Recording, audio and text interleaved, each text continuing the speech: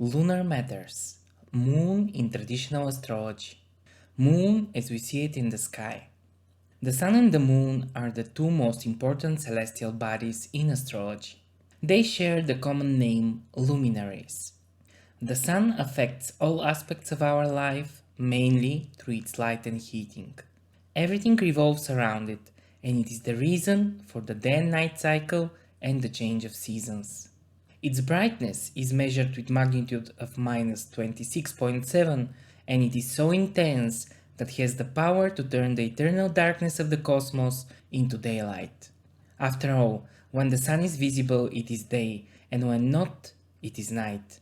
When it shines high in the sky at noon, it is summer, and when it clenches low, it is winter. The sun is the brightest, the strongest, and the most visible celestial body, but only during the day. At night the sun is absent, concealed somewhere below the horizon. At night the moon claims the place of the brightest celestial body. And obviously, it is of different nature than the sun. It shines with soft light, the light of the sun appropriated and reflected to earth.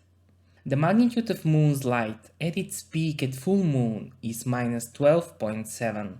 The moon also shares a special bond with the flow and ebb of seawater, the generation and corruption of everything living, as all things on earth are destined to constant change and transformation.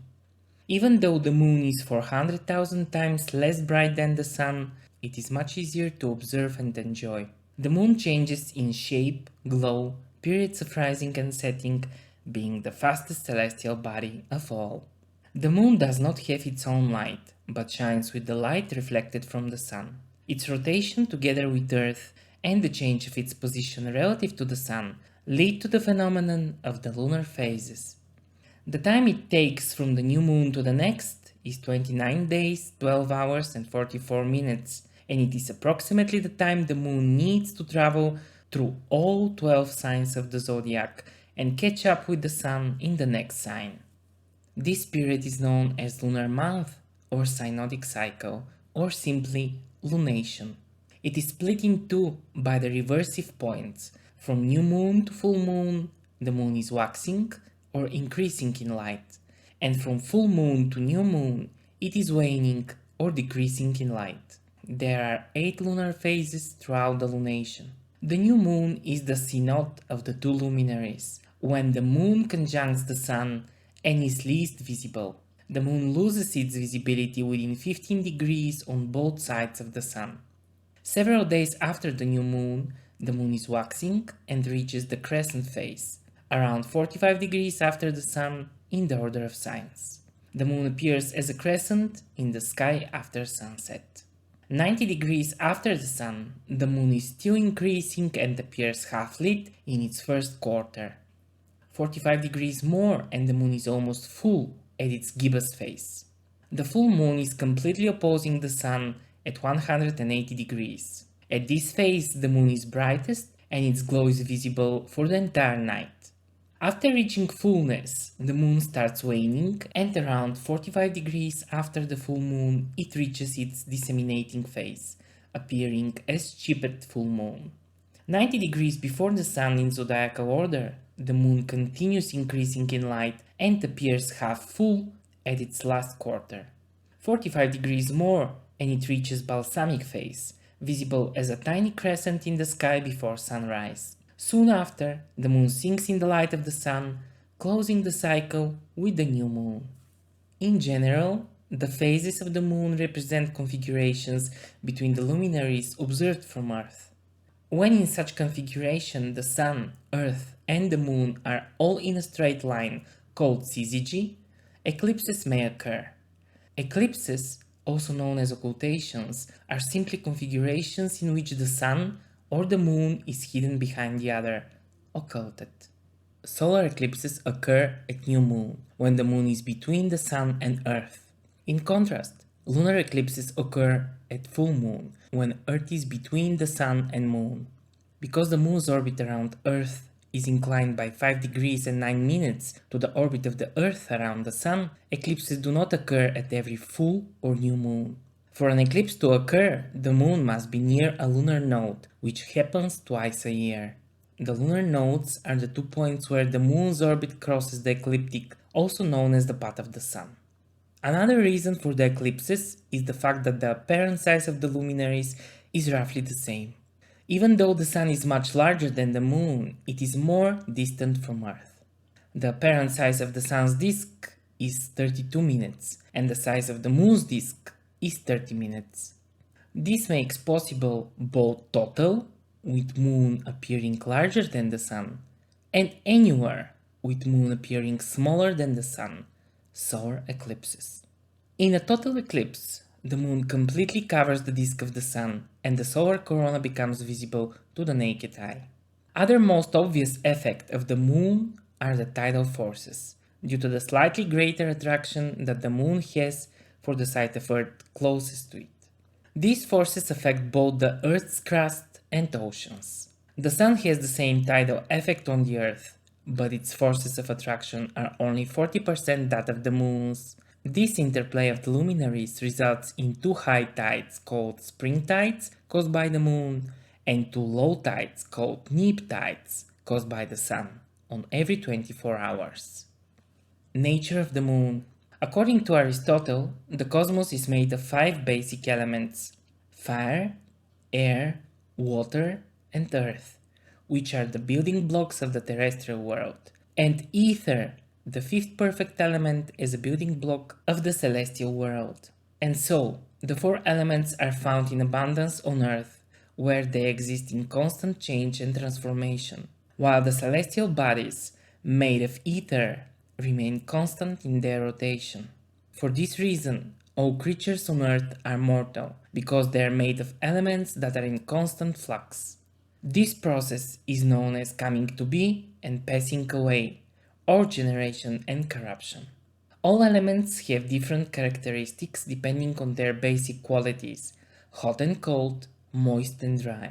Fire is hot and dry, air is hot and moist, water is cold and moist, earth is cold and dry, while ether is all of them simultaneously.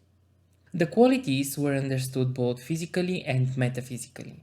Hot is warm, light, fast, conducive of action and success. Cold is cool, heavy, slow, inclined of rest and delay.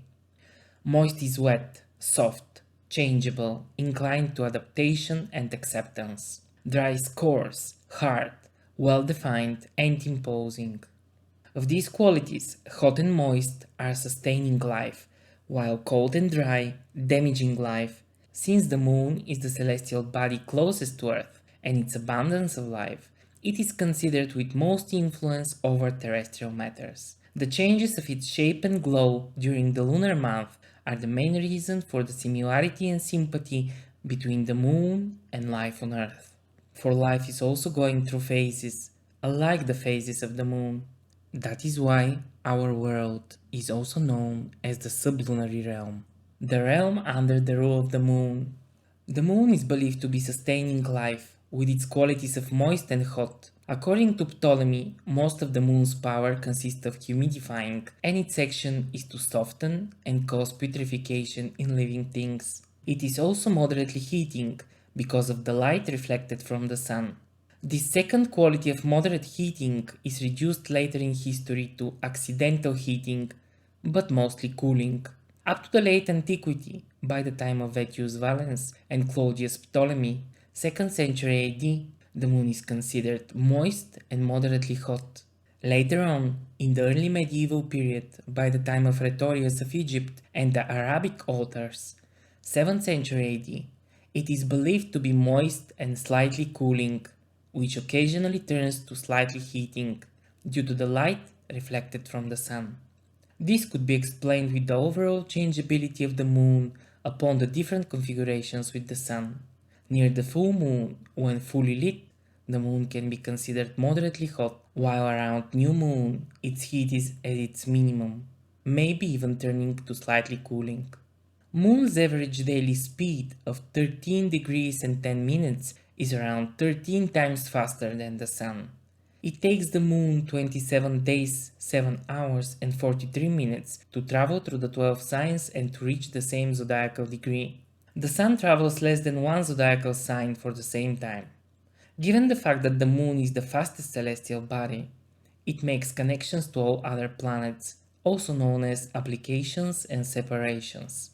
It is the moon that connects to the rest of the planets, not contrariwise. According to the ancient optical theory, the moon has the special quality to absorb the light of the other planets by joining them and to charge itself with their powers. Thus, the moon is the activator of other planets, which allows their powers into the life of the native. In ancient times, astrologers believed that some planets are stronger during the day, and they formed the diurnal hierarchy, or sect, while others are stronger at night, and formed the nocturnal hierarchy, or sect. It was considered that when a planet is situated in a sign or a degree where it has strength or familiarity, it is somehow dignified, being able to produce results relevant to its nature. The Sun is the ruler of the daytime, and Jupiter and Saturn are its allies.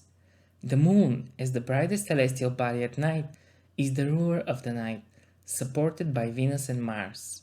This triumvirate is known as triplicity rulership, as each triplicity is a set of 3 signs of the same element. Thus the Moon, Venus, and Mars together are the triplicity lords of the earthly signs of Taurus, Virgo, and Capricorn, as well as the watery signs of Cancer, Scorpio, and Pisces.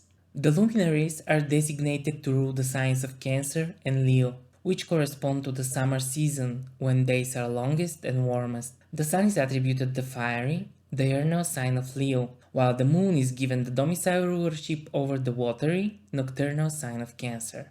It is also said that the moon is the domicile ruler of Cancer.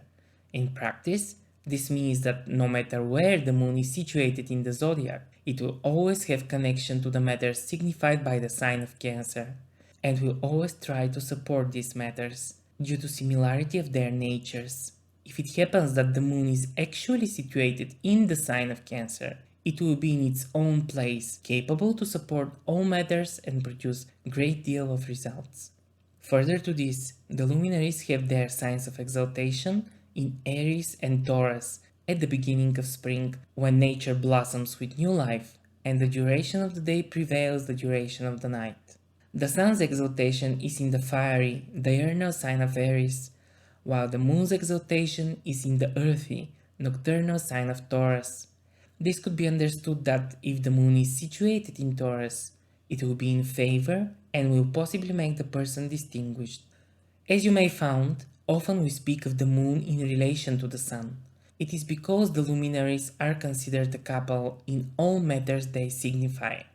It is also best shown in the lot of fortune, which is the most important of all lots. In the traditional astrology, lots are considered special points in the zodiac that do not correspond to real celestial objects, but represent the direct distance between two bodies projected from a third. The lot of fortune is the point that has the same distance to the ascendant as the distance between the luminaries. The distance is counted always starting from the luminary of sect, the sun at day, the moon at night, to the other luminary, and then projected from the ascendant.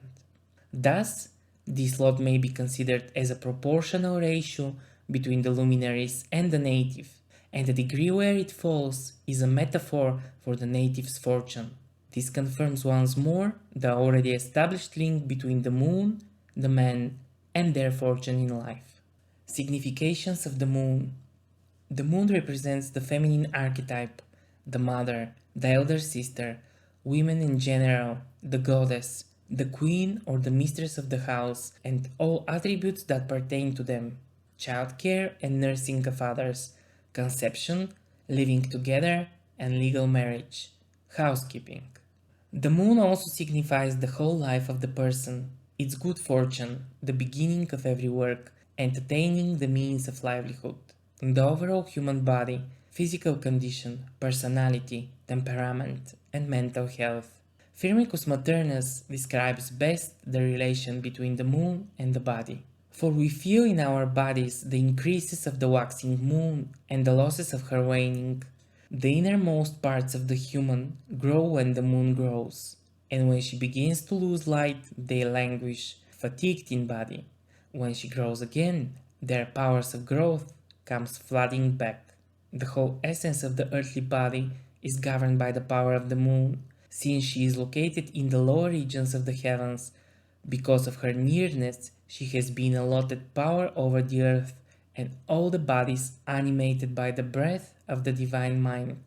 She maintains her course with infinite variety and runs with speed through all the signs, joining herself to all the planets. From different elements she builds up the human body and dissolves it again into its elements.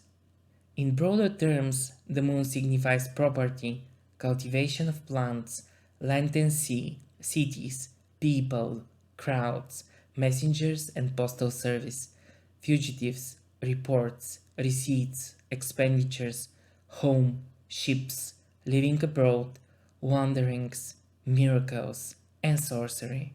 It also signifies the light green color and salty taste, the silver as metal and glass as substance, of plants, truffles, mushrooms, hashish, grass, the forest, leeks, legumes, and all herbs that are cut.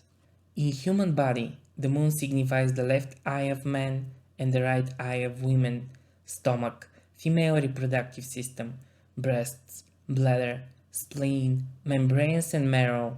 It also denotes those having stout legs, broad knees, heavy set, short, nice eyes, feminine features, feminine in form, and fat. It signifies white touched with redness, joint eyebrows, benevolent character, dark eyes, round face, and beautiful stature. And of infirmities, it signifies paralysis on one side of the body, facial paralysis, the dislocation of the limbs. And of the quality of the mind, the moon signifies according to the connections with other planets. With Venus, it signifies quickness of thought, courtliness, sweetness, and respectability of morals. With Jupiter, respectability of faith, caution, and kindness of companionship. With Mars, gossiping between men, and effort with feminine things. With Saturn, hatred, faking, and envy.